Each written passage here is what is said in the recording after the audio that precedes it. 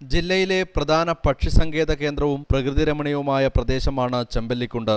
ചെമ്പല്ലിക്കുണ്ട് പാലത്തിന് സമീപമാണ് രാത്രികാലങ്ങളിൽ മാലിന്യം നിക്ഷേപിക്കുന്നത്. ദൂരസ്ഥലങ്ങളിൽ നിന്നും മാലിന്യം ചാക്കുകളിലാക്കി വണ്ടിയിൽ എത്തിയിട്ടാണ് പ്രദേശത്ത് നിക്ഷേപിക്കുന്നത്. പ്ലാസ്റ്റിക് മാലിന്യം, അറവുശാലകളിലെ മാലിന്യം, കല്യാണ വീടുകളിലെ അവശിഷ്ടം എന്നിവയാണ് പ്രധാനമായും നിക്ഷേപിക്കുന്നത്.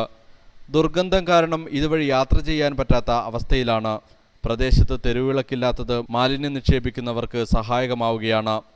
റോഡിന് ഇരുവശത്തും കാടിമൂടിക്കിടക്കുന്നത് മാലിന്യം കാട്ടിലേക്ക് വലിച്ചെറിയാൻ കാരണമാകുന്നു. ദേശീയ തൊഴിലുറപ്പ് പദ്ധതിയിലൂടെ നാടുനീളെ ശുചീകരണ പ്രവർത്തനം നടക്കുമ്പോഴും ചെമ്പല്ലിക്കുണ്ട് പാലത്തിന് ഇരുവശത്തുമുള്ള കാട് വൃത്തിയാക്കാൻ അധികൃതർ തയ്യാറാകുന്നില്ല. വ്യാപകമായി മാലിന്യം നിക്ഷേപിക്കുന്നതിനാൽ പ്രദേശത്തെ സ്വകാര്യ വിദ്യാലയത്തിലെ വിദ്യാർത്ഥികൾക്കും ദുരിതമാകുന്നുണ്ട്. മാലിന്യം നിക്ഷേപിക്കരുത് എന്ന ചെറുതാഴം പഞ്ചായത്ത് സ്ഥാപിച്ച ബോർഡിന് കീഴിലും മാലിന്യം നിക്ഷേപിച്ചിട്ടുണ്ട്. പഞ്ചായത്ത് അധികൃതരുടെ അലംഭാവമാണ് പ്രദേശം മാലിന്യ കൂമ്പാരമായി മാറാൻ കാരണമെന്നാണ് പ്രദേശത്തെ ഓട്ടോറിക്ഷ തൊഴിലാളികൾ പറയുന്നത്.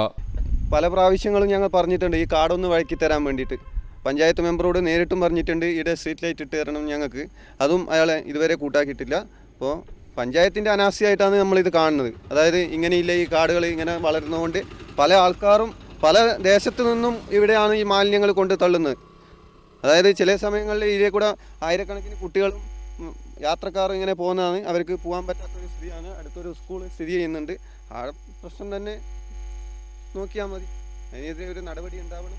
അപൂർവങ്ങളായ പക്ഷികളും കണ്ടൽക്കാടുകളും നിറഞ്ഞു നിൽക്കുന്ന ചെമ്പല്ലിക്കുണ്ട് പ്രദേശത്തെ മാലിന്യമുക്തമാക്കാൻ അധികൃതർ മുന്നോട്ട് വരേണ്ടതുണ്ട്. നിതിൻ പെരിങ്ങോത്തിന്റെ ദൃശ്യങ്ങൾക്കൊപ്പം നികേഷ് താവം, ന്യൂസ് ബ്യൂറോ, പഴയങ്ങാടി.